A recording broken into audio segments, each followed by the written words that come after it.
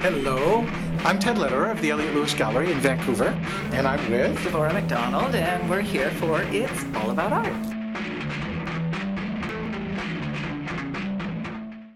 We're here with painter Bruce Woycik in his studio in the downtown east side of Vancouver, and we're going to talk about his new body of work, Gentrification.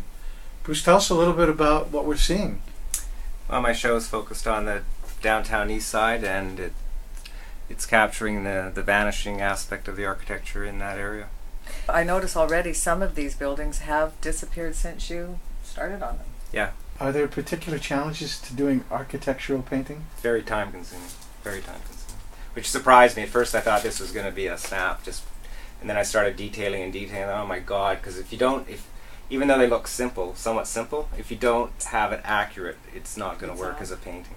It's not going to work because people are familiar with the landmarks. Yeah. And something's going to, in their brain, is going to say, wait, this isn't quite right. It's not right, or it just looks like a hotel, or it looks like a building, but unless you get it exact, as distorted as they might appear, they're exact. Like the amount of windows, the panes, everything. Yeah. Like if you look here, for instance, all this is the exact amount of bricks. See, for me, Bruce, I acknowledge the detail, but I think the detail is in service of the atmosphere. You've captured the feel of these areas, and the detail supports that. Mm-hmm. But for me, it's not, as a viewer, it's not so much that the details are there, it's the color of the street and the lighting and the feel of the piece are these places. And just as, now not to overstate the case, just as Emily Carr did what she did with Indian villages that were disappearing, you've taken an urban setting here and it's here for posterity. Yeah. And the feel of it. Because the feel, not only will the buildings be gone, but new buildings, and it'll be a different demographic. It's It'll be a different. completely different feel. Last year when Herzog had done the show at the VAG, I'd already started my body of work, and that piece was one of the first ones I painted. And when I saw his show, he's got, I hadn't seen the exhibition, but it's almost the identical angle that he took a shot of in the 50s. And it's got kids and strollers and flags and babies, and everyone's happy, and that's the vibrant downtown. And then I went back to the studio and I looked at my piece and I thought, this is what it's become. Yes. Right? Yeah. Yes. That's it now. That's the reality. If you could have shown people this picture in the 1950s, they would never believe it. There's a certain amount of interpretation to your work. I mean, they're realistic paintings, but you're not, for instance, trying to replicate the photograph. No, it's a lot of it's reference and my technique. I push and pull things, and I don't like everything perfect. I can't draw a straight line. You know? I would assume that's where your abstract background comes in. Yeah, you see areas of it. Like in here is a good example. It's completely abstracted, the sense almost of Utrillo. people. Yeah, like some areas, I don't want to highlight the people, or want to highlight them, or you can just like a lot of these pieces. I don't like automobiles very much, so. You'll notice I've taken out most of the cars. Yes. There's very few cars. I just don't like the look of them. They're all very generic. The only one that I kind of did that, I hinted at, is here. It's just a little bit of the rooftop. But if you look at it like the Venus, I cut out all the cars. Same as all these. If you look at them, forget the cars. They just bother me. And then this way too, when you look at it, you can't really tell what era. That piece looks like 1957 or something.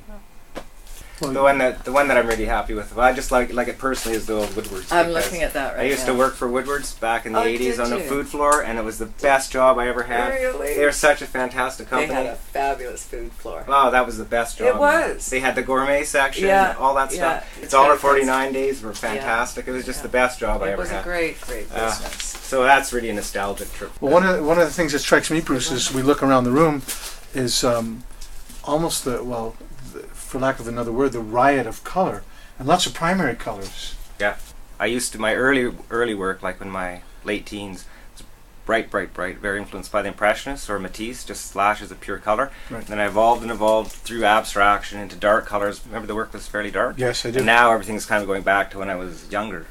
Bruce, what do you think over your career, which has been, more than 20 years now, what have been like, what are the things that have made a difference for you? Back in 91 or 3, there was the big Artropolis at the Roundhouse. Do you remember that? Anne Rosenberg curated that. Sure. One? Okay, I was invited to show in that, and all the artists had, the senior artists in the city were invited to show younger artists. So Alan chose me to show in his section with Tilla Lukacs and I don't know, a few other people like that. So I was involved in that section of the exhibition, that was a real thrill. And that's when I was in the throes of the abstract work, and that's when I'd sold so many paintings. I don't know, I did this show in this gallery, sold everything, and no one could believe it. It was just shocking.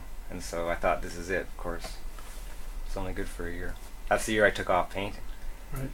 Did you switch at that point from abstract, which is what sold so much? I mean, I'm curious as to why I did it. Continue. I don't know. It's all I had to say. I'd done this show because my dad had died. I suppose that's fairly significant at that point too. My father passed away, and I was flying in this aircraft going to his funeral, and the jet was a weird sky, and we were flying along in this jet, and all of a sudden there was one of those rainbows. You get those circular rainbows in the sky, and then this rainbow started following the plane, and all of a sudden the plane's shadow came into the middle of the rainbow, and it made this weird X shape. That was him. And I kept following this thing, and then he was still alive at that point. And when I landed, got to the hospital, he'd just passed away. It was the strangest thing. And so I kept that image, and that's where the colors and everything comes from. I used the palette of the rainbow, and I kept using this X shape. I still use it. I don't know. I haven't got anything to show you, but I still always draw it. But that was the weirdest thing. That was fairly pivotal, because that's when my work took this big abstract shift. That's when I went completely abstract, because I wanted to keep painting these rainbowy type images in these circular forms with this cross in it. Hidden inside your paintings is this other meaning, isn't there? Yeah, that's where the technique has come from. You see, it's all glazed and over painting. That was what I was saying when I was doing this abstract work. That's what I was applying all that under. Could you talk a little bit about overpainting? Well, it's probably not the best word. It's just building up the surface. So many layers. Yeah, layers of paint. Layers of paint and varnish? Yeah, and then it has to dry, and then you work over it and let it dry and work over it. Pretty much your classical painting technique. You'll start with your darker tones and build it up to your brighter tones, but layer it, and then layer it, glaze it, varnish it, paint it. And that's how the masters get all that, Rembrandt and all that. It's all layered and textured and built up. Washes and...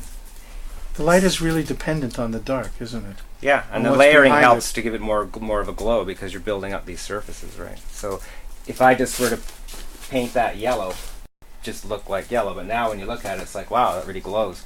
And every day you apply a different yellow to it. You never apply the same yellow, so you're getting 20 different tones of yellow in that area. Bruce, is there anything else you want to tell us about the paintings or the show that's coming up? No, I don't know. It's just a really successful body of work. I'm really happy with what I captured. It's very satisfying somehow, right? Which surprised me too. I didn't think I'd be like that. Are you satisfied because you feel that you've rendered a piece of history here that's about to leave us? So you're satisfied with the result and actually how they turned out? Oh, very. And it's creepy too, because you feel like, okay, it's a Stephen King thing. Everything I paint is going to be destroyed now. Almost that's like fun, right? Yeah, exactly. Now you're going to die. This one, it's gone. I mean, and it's very ongoing. What's kind of worrying me, it's something you can't kind of stop. It's a theme that I don't know where I can end it. When you'd be satisfied ending it? Yeah, like this just seems like I just touched on a endless theme, and that's, I don't know whether I'm happy or worried about that. I'm Ted Lederer. I've been here with Devorah MacDonald, and we have been in conversation with painter Bruce Woycik. Bruce, we've been talking about your new series of paintings, Gentrification. Thank you for spending the time with us today. You're very welcome.